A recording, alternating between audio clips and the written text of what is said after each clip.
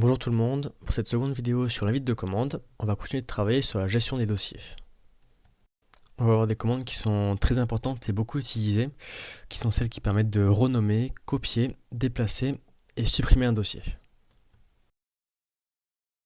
Tout d'abord, pour renommer un fichier, on va utiliser la commande ren, qui est assez explicite, suivie du nom du dossier qu'on veut renommer. Donc ici, ça va être dossier 2. Et enfin, on termine en mettant le nouveau nom, donc on va l'appeler ren dossier 2. Voilà, donc si j'affiche à nouveau mon arbre de référence, vous voyez bien que le dossier 2 a été renommé en ren dossier 2. Maintenant, si j'ai envie de copier un dossier, par exemple dossier test, alors il faut que je marque xcopy /e suivi du nom du dossier à copier, donc ici c'est dossier test. Et enfin, on va renseigner l'endroit où on veut stocker cette copie. Donc par exemple, on va dire qu'on veut copier les éléments de dossier test dans ren dossier 2. Donc on va marquer ren dossier 2. Ici, on nous affiche qu'il y a 0 fichiers qui ont été copiés. C'est simplement parce que dans dossier test, on a uniquement des dossiers et non des fichiers. Par contre, si on affiche l'arborescence, on voit bien que les éléments de dossier test, donc ici, ont bien été copiés dans ren dossier 2. Attention, ici le /e est important parce qu'il permet de copier non pas uniquement les fichiers du dossier test, mais aussi tous ces dossiers et sous-dossiers. Ici, mon but, ça va non pas être de copier un dossier, mais d'en déplacer un. Donc pour ça, j'ai créé un nouveau dossier, donc ça s'appelle nouveau dossier. En termes d'originalité, on repassera, mais c'est pas très grave. Donc pour ça, on va écrire move, suivi du nom du dossier, donc nouveau dossier.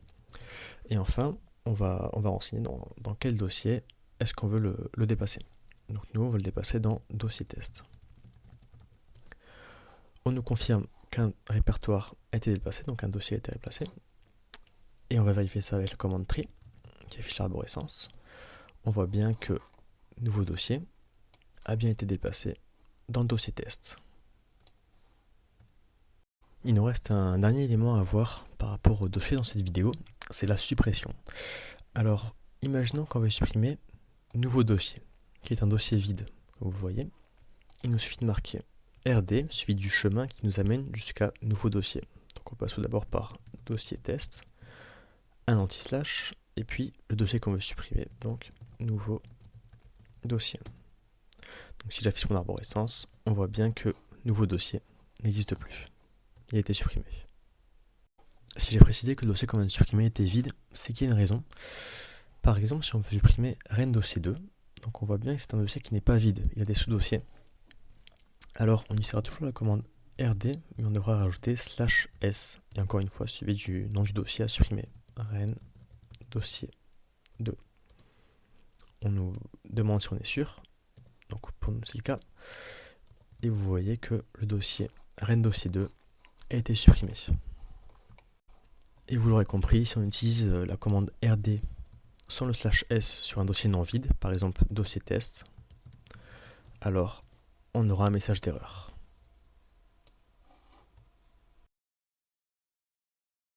Voilà, c'est terminé pour cette vidéo, merci beaucoup de l'avoir regardé. Si on récapitule, on a vu ensemble les commandes ren, move, xcopy et rd. Encore une fois, je vous invite à vous entraîner et vous exercer un maximum en utilisant toutes ces commandes. Faites juste attention avec le rd, ce serait bête de supprimer un dossier important.